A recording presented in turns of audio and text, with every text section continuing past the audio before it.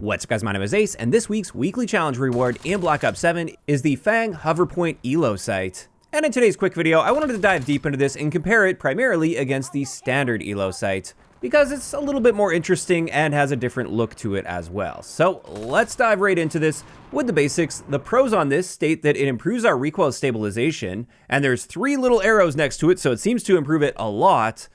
Although recoil stabilization itself is not shown in the advanced stats at all, so we don't know the exact values on that, but we'll look at some side-by-side comparisons. And the cons on this are it harms our aim down sight speed a little bit.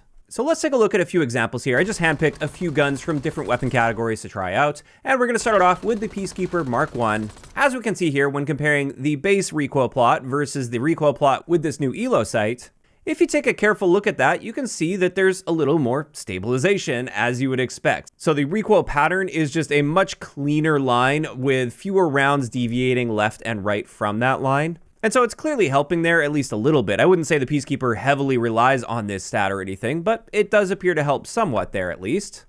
And when it comes to our aim down sight speed, without this ELO sight, by default, the Peacekeeper's aim down sight time is 225 milliseconds, whereas the moment you put this ELO on, it now increases that up to 240 milliseconds.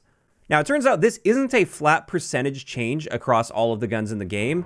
Instead, it just varies, and it appears to add between roughly like 13 to 16 milliseconds to your aim down sight time, which is a noticeable amount.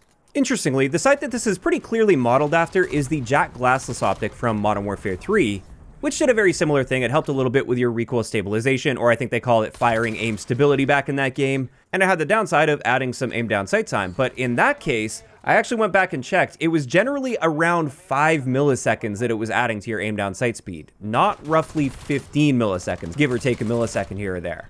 So this does hurt more in the aim down sight department than what we experienced with that sight in Modern Warfare 3. And that is an important distinction to make. In either case, let's have a look at an SMG example, and I used the new Rev 46 with the stock collapsed. And in this case, I'd say it's a little more noticeable than what we saw with the Peacekeeper. There's definitely less of that side-to-side bounce or deviation from the recoil path when using the ELO sight. And then in this case, it adds 16 milliseconds to our aim down sight time.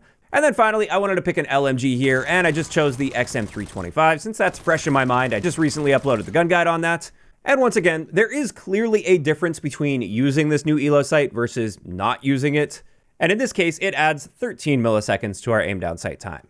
So clearly, when it comes to recoil and aim down sight time, we have to manage the pros and cons there, and it really just depends on how much a gun relies on some recoil stabilization and also how much aim down sight time you can spare. However, another really important thing I wanted to look at here is what this actually looks like when you're using it, because that's obviously a very important factor when it comes to using an optic in this game, is how obstructive is it going to be? What's your sight picture look like? What's the reticle look like?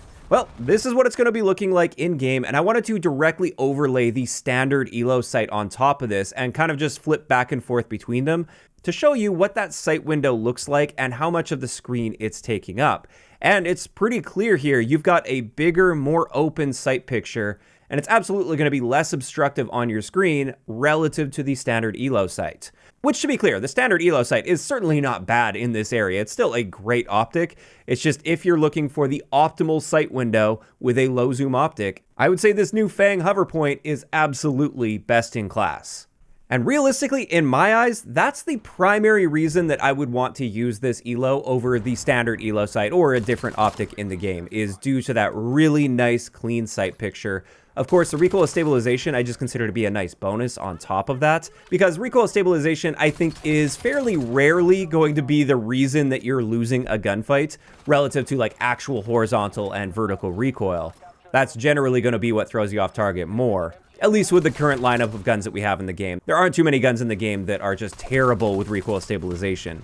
But overall, as much as I would like to call this the new best optic in the game, and I'm going to be using it on every single one of my loadouts, adding roughly 15 milliseconds to your aim down sight time is noticeable. And for me, it's not going to be worth it on many of my builds at least. Some builds, sure, I can sacrifice that 15 milliseconds and still feel comfortable with my aim down sight time.